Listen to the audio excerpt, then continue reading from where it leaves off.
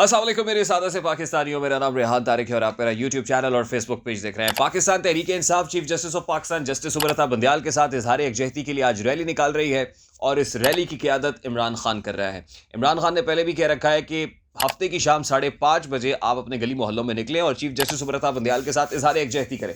अब उमर बंदयाल के साथ इजहार यकजहती की जरूरत क्या है? जाहिर है कोर्ट के अंदर एक इंपॉर्टेंट केस लगा हुआ है। इस केस की बड़ी इंपॉर्टेंट समाअत गुज़श्ता रोज़ हुई और इस समाअत से मुताल्लिक हमने आपको आगाह किया। उसमें चीफ जस्टिस ऑफ पाकिस्तान ने कोई हुक्मनामा जारी नहीं किया, कोई एडवाइस जारी नहीं की, कोई डायरेक्शन नहीं दी, लेकिन सियासी जमातों को एक मौका ज़रूर दे दिया है कि आप फिर मिलकर बैठें और इस मामले का सियासी हल निकालें। अब ख्वाजा साद रफ़ीक ने कल रोस्टम के ऊपर आके जो जज्बाती तकरीर की थी, बज़ाहिर लग रहा है कि चीफ जस्टिस उमर बंदयाल ने हुकूमत की उस इस्तदा को मान लिया है कि जिसमें वो ये कह रहे हैं कि सियासी स्टेक होल्डर्स को ये फैसले करने दिए जाएं और मौका फराम किया जाए। अब ये मौका दे दिया गया है, ये मौका कब तक है?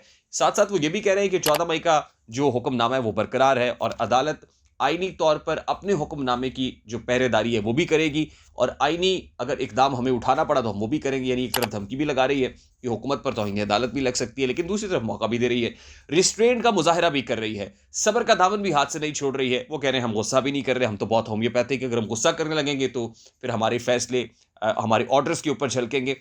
हो क्या रहा है मेरे सादा से पाकिस्तानियों?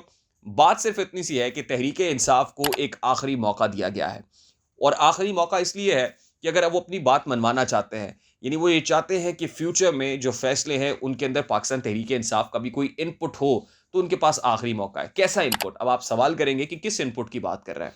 वो इनपुट ये है कि अगर नेशनल असम्बली को डिसॉल्व होना है, नेशनल असम्बली की डिसोल्यूशन के बाद इंटरिम गवर्नमेंट का सेटअप होता है। उस इंटरिम गवर्नमेंट को 60 रोज के अंदर या 90 रोज के अंदर इंतखाबात कराने होते हैं।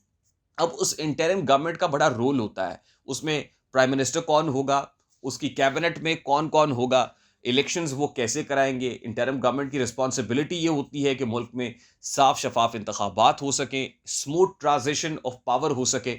अब उसके अंदर जो सेटअप है वो कौन तय करेगा? अगर अभी तक के हम सेटअप को देखें तो उसमें वजीर आजम शहबाज शरीफ है और अपोजिशन लीडर राजा रियाज है। यानी अगर राजा रियाज और शहबाज शरीफ साहब की कंसल्टेशन होनी है तो यकीनन तहरीक इंसाफ को काबिल कबूल नहीं होगा। अगर आप बैठ के ये फैसला कर लें कि इंटरिम सेटअप किस पर मुश्तमिल होगा, यानी इंटरिम सेटअप से मुतालिक एक फ्रेमवर्क तैयार कर लें, तो बहुत अच्छी बात है। इसका फायदा तहरीक इंसाफ को है। अगर तहरीक इंसाफ अब मुज़ाकरात की मेज पर नहीं बैठेगी तो इसका मतलब यह है कि कल को राजा रियाज और अपोजिशन यानी अपोजिशन लीडर और वजीर आजम शहबाज शरीफ मिलकर इंटरिम सेटअप भी लगा देंगे और फिर उसके बाद आपकी तनकीद बिला जवाज होगी। ऐसे बहुत सारे फैसले हैं, बहुत सारे ऐसे डिसीजंस हैं जिसमें पाकिस्तान तहरीक इंसाफ अपना इनपुट दे के अपनी बात मनवा सकती है अगर वो मुज़ाकरात की मेज पर बैठे। तो इस सूरत में ये तहरीक इंसाफ के पास एक आखिरी ऑप्शन मौजूद है। दूसरी बात ये कि अगर 14 मई का वक्त गुजर जाता है, जैसा कि अदालत ये कह रही है कि 14 मई के हुक्मनामे के साथ जुड़े नहीं रहेंगे, यानी उसके ऊपर फिर एक्ट भी करेंगे, यानी उसके बाद चीफ जस्टिस उमर बंदयाल और उनके साथी जजेस जो अभी तक खामोश हैं, जिनकी जबानों पर ताले लगे हुए हैं, वो जस्टिस एजाजुल एहसन और जस्टिस मुनीब अख्तर हैं, वो क्या कर सकते हैं? वो ये करेंगे कि शहबाज शरीफ के ऊपर तौहीन अदालत लगा देंगे। अच्छा चलिए, ऐसी नौबत तो बाद में आएगी। इससे पहले हुकूमत ने और पार्लियामान ने ऐसा बंद बांधा हुआ है, हिकमत अमली तय की हुई है। अभी तो 8 तारीख को जो इंपॉर्टेंट समाअत होने जा रही है सुप्रीम कोर्ट ऑफ पाकिस्तान के अंदर, वो बहुत मायने रखती है और उसमें हमारी इत्तलात के मुताबिक 2 ऐसे जजेस हैं जो डिसेंट करेंगे, यानी उस बेंच से अलहदगी भी इख्तियार कर सकते हैं। अगर वो 2 जजेस भी उस बेंच से अलहदगी इख्तियार कर लेते हैं तो बड़ा क्लियर और कैटेगोरिकली एक वे में एक मैसेज जाएगा जस्टिस उमर बंदयाल साहब को, यानी उनका अपना हाउस इन ऑर्डर नहीं है।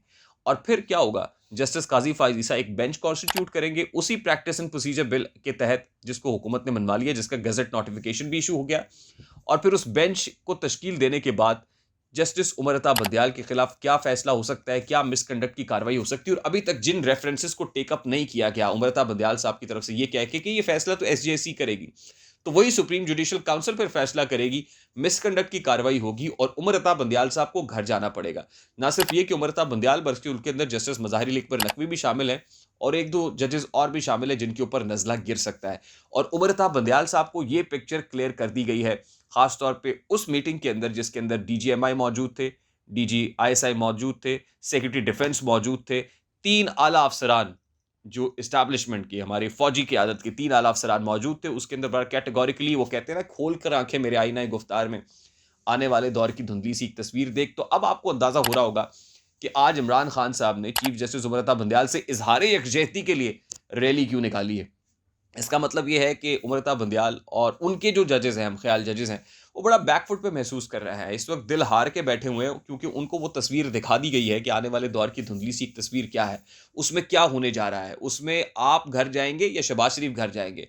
उसमें उमर बंदयाल साहब को पता है कि मेरा अपना हाउस भी ऑर्डर में नहीं है, और इस वक्त पार्लियामान जिस तरह से डटी हुई है वो भी उसमें भी जाहिर है पीछे कुछ ना कुछ पर्दादारी तो ज़रूर है, उनको भी ताकत के इंजेक्शन कोई लगा रहा है, और इस वक्त वो बड़े ताकतवर और बड़े स्ट्रेंथन और बड़े इंपावर्ड महसूस कर रहे हैं। तो उमर बंदयाल साहब को पता है कि अब निकलने का रास्ता कोई नहीं है, वो पतली गली तलाश करने की कोशिश कर रहे हैं, लेकिन बड़ी मुश्किल हो गई है। अब ये ऐसी हड्डी है, इंतखाबात केस जो सो मोटो की सूरत में आपने उठा लिया, ये ऐसी हड्डी बन गई है जो ना निगली जा रही है ना उगली जा रही है, ना इधर के हैं ना उधर के हैं, यानी इससे कैसे दामन छुड़ाना है, यानी इस पे अभी तक रिस्ट्रेंट का मुजाहरा इसलिए कर रहे हैं कि हमारे गले से तो छूटे, वो ये महसूस कर रहे हैं कि ये केस हमारे गले को आ गया है, अब हमने जाना कहाँ है, कोई एग्जिट नहीं मिल रहा है, सेफ एग्जिट कोई नहीं है। यानी इस वक्त हुकूमत को मुश्किल नहीं है, इस वक्त अगर मुश्किल है तो मुर्तज़ा बंदयाल साहब को है, इस वक्त अगर मुश्किल है तो वो इमरान खान साहब के लिए है। यानी इमरान खान साहब के लिए ये भी मुश्किल है कि आप बहुत नारे लगा चुके हैं, बढ़ के मार चुके हैं कि हुकूमत के साथ बैठेंगे नहीं। अगर आप हुकूमत के साथ बैठते नहीं हैं तो इसका मतलब ये है कि आप अपनी बातें मनवा नहीं सकते हैं, और कल को राजा रियाज और शहबाज शरीफ साहब फैसले कर लेंगे। अगर जस्टिस उमर बंदयाल साहब के साथ यही कुछ होता है, वो बाज नहीं आते जो उनको कहा गया है कि बाज आ जाए, अगर नहीं आते तो उनको भी घर जाना पड़ेगा, ना सिर्फ उनको घर जाना पड़ेगा बल्कि उनके जो हम ख्याल जजेस हैं उनको भी घर जाना पड़ेगा। तो ये दो धारी तलवार है, यानी हुकूमत एक तलवार में मतलब दो धारों से किस तरह जुडिशरी का भी शिकार कर रही है और किस तरह एक पॉलिटिकल पार्टी का भी शिकार कर रही है।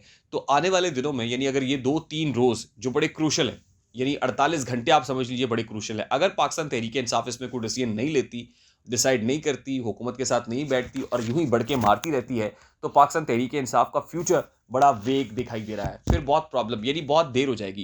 यानी आप यूं समझ लीजिए सादा से अल्फाज के अंदर कि तहरीक इंसाफ अगर अभी नहीं बैठती है तो ये अपनी ट्रेन मिस कर देंगे। अब इमरान खान साहब को सोचने की बात है कि आपने अपनी ट्रेन मिस करनी है या फिर बैठना है। फिर जाते जाते एक इंपॉर्टेंट केस, आपको पता है कि इमरान खान साहब को इन पर्सन तोशाखाना केस में हाजिर होने का कह दिया गया है। अगर इन पर्सन इमरान खान साहब हाजिर होते हैं तो आपको पता है कि फ़र्द जुर्म की कार्रवाई इनिशिएट होनी है, और अगर फ़र्द जुर्म लग जाती है तो ज़ाहिर है नाअहली डिस्क्वालिफिकेशन के चांसेस भी बहुत ज़्यादा बढ़ जाएंगे। ऐसे में एक प्रेशर भी माउंट किया जा रहा है इमरान खान के ऊपर, और बताया जा रहा है कि भाई अगर तुम डिस्क्वालीफाई हो गए तो इंतखाब भी नहीं लड़ पाओगे, फिर उस पॉपुलैरिटी का क्या करेंगे जो सो कॉल्ड पॉपुलैरिटी का इस वक्त तूती सर चढ़ के बोल रहा है। तो अगर इमरान खान डिस्क्वालीफाई होंगे, इमरान खान नहीं रहेंगे, तो फिर पार्टी कैसे रहेगी, और फिर तहरीक इंसाफ का इंतखाबात में लड़ना और 2/3 मेजॉरिटी का ख्वाब देखना, ये तो फिर ख्वाब ही रह जाएगा। तो ऐसे में इमरान खान का रास्ता भी तंग हो रहा है, उमरता बंदयाल का रास्ता भी तंग हो रहा है। अब इनको ये सोचना है कि किस तरह हुकूमत की टर्म्स पे और कंडीशंस पे आके बैठना है। आने वाले दिनों में यानी आने वाले चंद घंटों में ये क्या फैसला करते हैं, इन्हीं पे मुनहसर है। मुझे रेहान तारिक को इजाज़त दीजिए, अपना बहुत सारा ख्याल रखिएगा। अस्सलाम वालेकुम।